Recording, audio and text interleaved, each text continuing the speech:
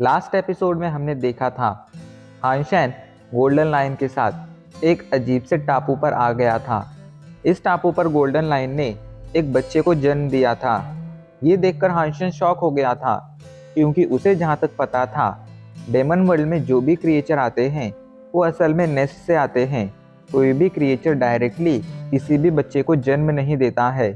And इससे भी ज़्यादा शॉकिंग बात ये थी कि वो गोल्डन लायन बच्चे को जन्म देते ही मर गया था, जिसके बाद उसने एक लाइफ जीन एसेंस अपने मुंह से निकाल दिया था, जिसे हानशैन ने जब चाटा था तब उसे एक सुपर जीन पॉइंट हासिल हुआ था।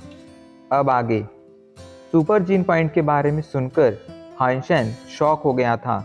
उसे जहाँ तक पता था कि एडवर्ड रैंक के जीन पॉइंट के आगे कोई जीन पॉइंट होता ही नहीं है, पर आज उसे पता चल रहा था कि एडवर्ड रैंक के बीस्ट डेमन वर्ल्ड के सबसे पावरफुल बीस्ट नहीं हैं। डेमन वर्ल्ड में उनसे भी ज़्यादा पावरफुल बीस्ट हैं, जिन्हें सुपर बीस्ट कहा जाता है।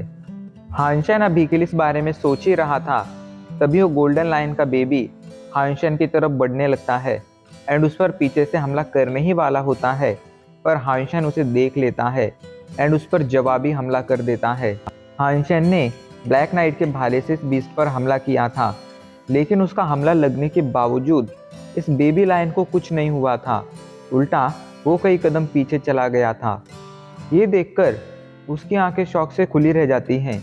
वो जल्दी से होली एंजल की स्वॉर्ड एंड अपने पास मौजूद स्केयर्ड रैंक के वेपन ट्राइडेंट से भी हमला करता है, लेकिन इन दोनों का भी उस बेबी लायन पर कोई असर नहीं होता है।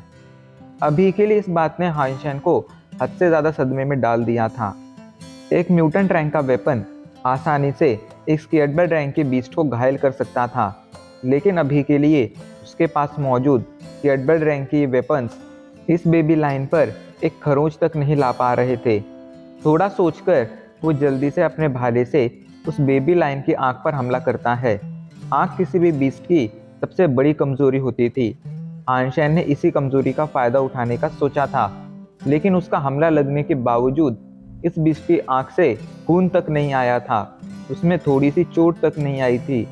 अभी के लिए ये देखकर उसकी हालत खराब हो गई थी। वो समझ गया था कि अगर वो यहाँ पर और रुका तो उसकी जान खतरे में आ जाएगी, क्योंकि उसके खतरनाक वेपन्स तक इस बेबी लाइन को कोई चोट नहीं पहुँचा पा रहे हैं। ऐसे में अगर वो ज़्यादा देर यहाँ पर रुका एंड इस बेबी लाइन ने चलना सीख लिया तो फिर वो हानशैन को ज़िंदा नहीं छोड़ेगा। यही सोचकर वो जल्दी से सुपर बीस्ट गोल्डन लायन का लाइफ जीन एसेंस उठाता है एंड उसे लेकर वहाँ से बाहर आ जाता है। अगले कई दिनों तक वो इसी टापू पर रुकता है। इन दिनों में उसने गोल्डन शेयर के लाइफ एसेंस को पूरी तरह से ख़त्म कर दिया था, जिससे उसे 10 सुपर जीन पॉइंट्स हासिल हुए थे। उसकी पावर काफ़ी ज़्यादा बढ़ गई थी। 10 सुपर जीन पॉइंट्स ने ही उसे बहुत ज़्यादा पावरफुल बना दिया था, पर अब उसके लिए यहाँ पर और रुकना हद से ज़्यादा खतरनाक हो सकता था, क्योंकि वो बेबी लायन बहुत तेज़ी से ग्रो कर रहा था एंड हद से ज़्यादा पावरफुल था। इसलिए वो जल्दी से अपने स्केयर्ड रैंक के पंख निकालता है एंड उड़कर समुद्र को पार करने की कोशिश करने लगता है। लेकिन अभी के लिए उसे ये पता नहीं था कि उसे किस डायरेक्शन में जाना चाहिए, इसलिए वो समुद्र में भटक जाता है। काफ़ी देर तक आगे बढ़ने के बाद फाइनली एक टापू के पास उसे एक बड़ी सी शिप दिखाई पड़ती है। हानशैन ये सोचकर कि उस टापू पर लोग होंगे उस टापू पर आ जाता है, लेकिन उसे आसपास कोई दिखाई नहीं पड़ता है। वो यही सोच रहा था कि क्या यहाँ पर कोई नहीं है, तभी पीछे से आवाज़ आती है, हे, मैं यहाँ पर हूँ। हानशैन मुड़कर पीछे देखता है। वहाँ पर एक लड़की खड़ी हुई थी जिसका नाम रुयन है। हानशैन उस लड़की को देखकर कहता है, आखिर तुम कौन हो? तो ये सुनकर वो लड़की चौंक जाती है एंड चौंक कर कहती है, क्या तुम यहाँ पर हमें बचाने नहीं आए हो? क्या तुम ग्रैंड आइलैंड से नहीं हो? ये सुनकर हानशैन कहता है, नहीं, मैं ग्रैंड आइलैंड से नहीं हूँ, मैं तो रास्ता भटक कर यहाँ पर आया हूँ। वैसे क्या तुम मुझे बता सकती हो कि ये जगह कौन सी है? मैं स्टील आर्मर बेस से यहाँ पर आया हूँ एंड मैं वहाँ रिटर्न जाना चाहता हूँ।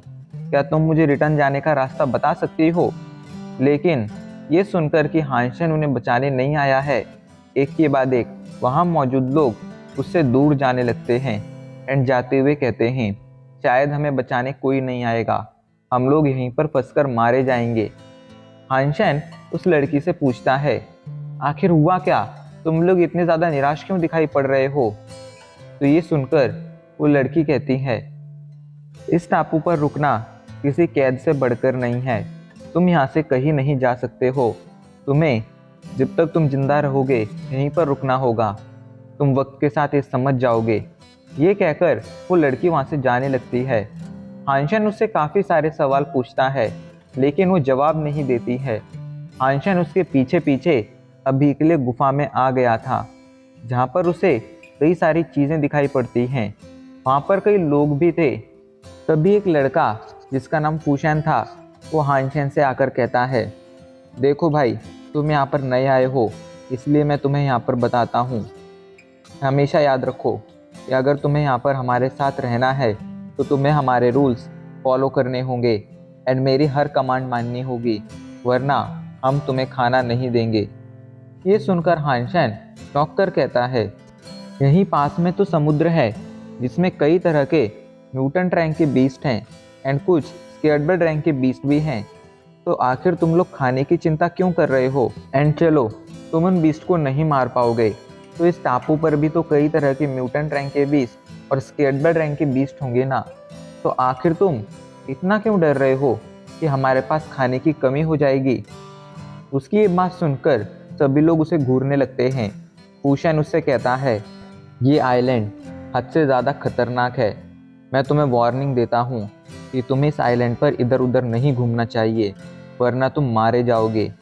यहाँ पर बहुत सारे स्केयर्ड रैंक के बीस्ट हैं जो हद से ज़्यादा पावरफुल हैं।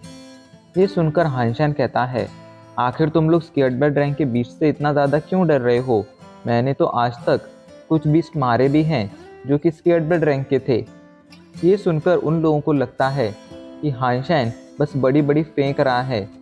वो बंदा उसे घूरते हुए कहता है, देख भाई, फेंकना अच्छी बात है लेकिन उतनी ही फेंकनी चाहिए जितनी तू लपेट सकता है। या तूने कभी स्पेशल टीम के बारे में सुना है?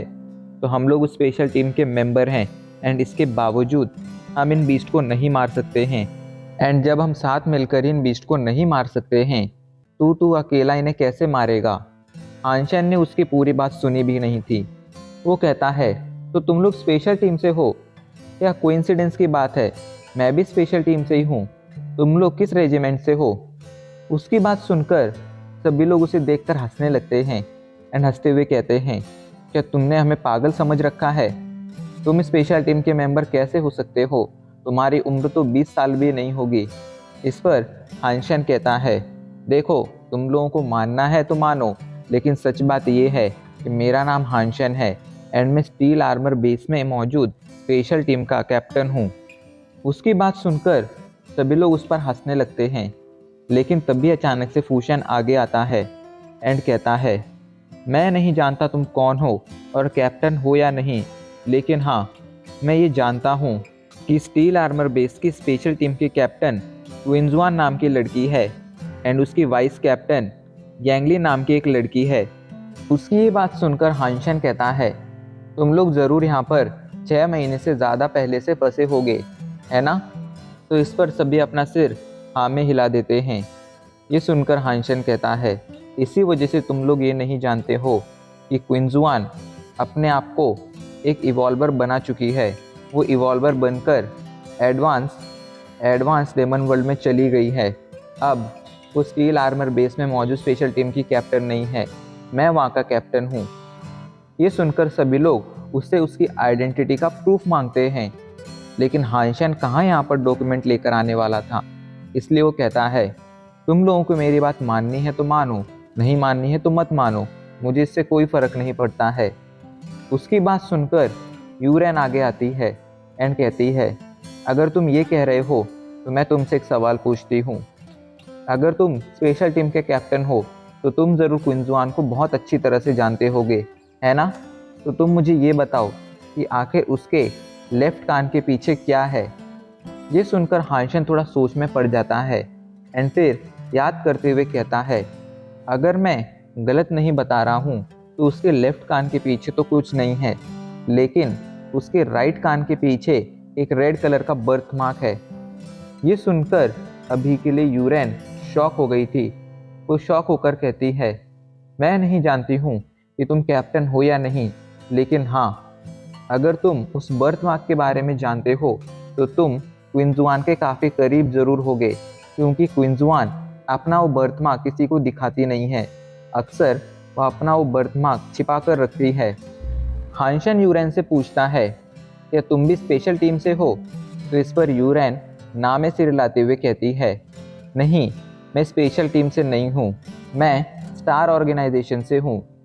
मतलब मैं डायरेक्टली स्टार ऑर्गेनाइजेशन से नहीं हूँ, बल्कि जिंग्यू ग्रुप से हूँ, जो स्टार ऑर्गेनाइजेशन के अंडर आता है। हानशेन जिंग्यू ग्रुप एंड स्टार ऑर्गेनाइजेशन के बारे में अच्छी तरह से जानता था, क्योंकि ये दोनों ही चीज़ें उसके सबसे बड़े दुश्मन टेंटियान से जुड़ी हुई थी। वो लोग एक बोन फायर जला लेते हैं एंड हानशेन उनसे बातें करने लगता है। वो पूछता है, आखिर तुम लोग यहाँ पर कैसे पहुँचे एंड यहाँ पर क्यों फंस गए हो? इस जगह के आसपास कहाँ पर ह्यूमन शेल्टर होगा? क्या तुम लोग इस बारे में जानते हो? तो इस पर वो लोग उसे बताते हैं, हम लोग आज से कुछ महीने पहले शिकार के लिए इस टापू पर आए थे, लेकिन रास्ते में हम पर एक बहुत ही पावरफुल स्पियरबर्ड रैंक के बीस्ट ने हमला कर दिया। उस हमले में हमने किसी तरह अपनी जान तो बचा ली, लेकिन उस हमले में हमारी शिप डैमेज हो गई, जिस कारण हम इस जगह पर फंस गए। मैं तुम्हें बता रहा हूँ, अगर तुम उड़ भी सकते हो तो भी तुम इस जगह से बाहर नहीं जा पाओगे। तो ये सुनकर हानशेन कहता है, आखिर ऐसा क्यों? आखिर तुम ऐसा क्यों कह रहे हो? तो इस पर वो लोग उसे बताते हैं, यहाँ के समुद्र में एक बहुत ही पावरफुल स्केर्डबर्ड रैंक का बीस्ट रहता है। वो इतना ज़्यादा पावरफुल है कि अगर उससे तुम्हारा सामना हो गया तो तुम जिंदा नहीं बच पाओगे। उसी स्केर्डबर्ड रैंक के बीस्ट की वजह से हम समुद्र के आसपास तक जाने की हिम्मत नहीं करते हैं एंड यहाँ मौजूद पेड़ पौधे खाकर जिंदा रह रहे हैं। आज से 1 साल पहले हम यहाँ पर फंस गए थे एंड तब से हम पेड़ पौधे खाकर ही जिंदा रह रहे हैं। ये सुनकर हानशेन कहता है, भले ही तुम लोग समुद्र में नहीं जा सकते हो, लेकिन इस टापू पर भी तो बहुत से म्यूटेंट रैंक के बीस्ट होंगे, तो तुम लोग उनका शिकार क्यों नहीं कर रहे हो? ये सुनकर यूरेन उसे बताती है, क्या तुमने कभी घोस्ट आंखों वाले बीस्ट के बारे में सुना है? तो इस पर हानशेन नामे से रिला देता है। ये देखकर यूरेन उसे बताती है, घोस्ट आंखों वाले बीस्ट देखने में भालू जैसे होते हैं, लेकिन वो एक भालू से बहुत ज़्यादा बड़े एंड बहुत ज़्यादा पावरफुल होते हैं। स्टार्टिंग में हम जब इस टापू में फंसे थे, तब हमने इन घोस्ट आंखों वाले बीस्ट का शिकार करने की कोशिश की थी, लेकिन इन घोस्ट आंखों वाले बीस्टों के पास एक किंग भी है जो हद से ज़्यादा स्मार्ट है। उसे अच्छी तरह से पता है कि आसपास मौजूद पहाड़ों और ढलानों का किस तरह यूज़ करना है। उसने इसका फ़ायदा उठाया एंड हम सभी पर हमला कर दिया। स्टार्टिंग में हमारी टीम में लगभग 30 लोग थे, लेकिन उस हमले में हमारे कई सारे लोग मारे गए एंड हमारी संख्या घटकर अब लगभग आधी रह गई है। उन लोगों की बातें सुनकर हानशेन उनकी दयनीय हालत समझ रहा था। वो यूरेन को देखता है एंड कहता है, मिस यूरेन, क्या आप कुछ अच्छा खाना चाहेंगे? अगर हाँ, तो मेरे पास आपके लिए एक डील है। ये सुनकर यूरेन कहती है, क्या तुम्हारे पास खाना है? इस पर हानशेन कहता है, नहीं, मेरे पास खाना तो नहीं है, लेकिन हाँ, मैं यहाँ मौजूद उन बीस्टों का शिकार ज़रूर कर सकता हूँ। तो बोलिए, क्या आप मेरे साथ डील करेंगी? ये सुनकर यूरेन उसे घूरती है एंड फिर कहती है, यहाँ मौजूद बीस्ट बहुत ज़्यादा पावरफुल हैं। मैं नहीं चाहती कि तुम मारे जाओ, इस वजह से मैं तुम्हारे साथ कोई डील नहीं कर रही हूँ। उसकी बात सुनकर हानशेन अब फूशेन की तरफ देखता है एंड कहता है, फूशेन, क्या तुम मेरे साथ डील करना चाहोगे? देखो, हम दोनों स्पेशल टीम से ही हैं, तो ऐसे में स्पेशल टीम के सभी मेंबर्स के साथ हम शिकार पर जाएंगे एंड उन बीस्टों को मारेंगे। उस स्केर्डबर्ड रैंक का बीस्ट मेरा होगा एंड बाकी बचे हुए बीस्ट को हम 50-50 बांट लेंगे। बोलो, क्या कहते हो? ये सुनकर फूशन थोड़ा सोच में पड़ जाता है, लेकिन फिर वो कहता है, तुम्हारा ऑफ़र काफ़ी अच्छा है, लेकिन मैं अपनी टीम मेंबर्स की जान खतरे में नहीं डाल सकता हूँ, इसलिए चाहकर भी मैं तुम्हारे इस ऑफर को एक्सेप्ट नहीं कर सकता हूँ। उनकी बातें सुनकर हाइंशन समझ गया था कि अभी के लिए इन लोगों को मनाने का कोई फ़ायदा नहीं होगा, क्योंकि ये लोग पहले ही अपनी उम्मीद खो चुके हैं। इस वजह से वो डिसाइड करता है कि वो अकेला ही जाकर उन बीस्टों का शिकार करेगा। एंड अब इसी के साथ हमारा ये एपिसोड आज यहीं पर ख़त्म हो जाता है।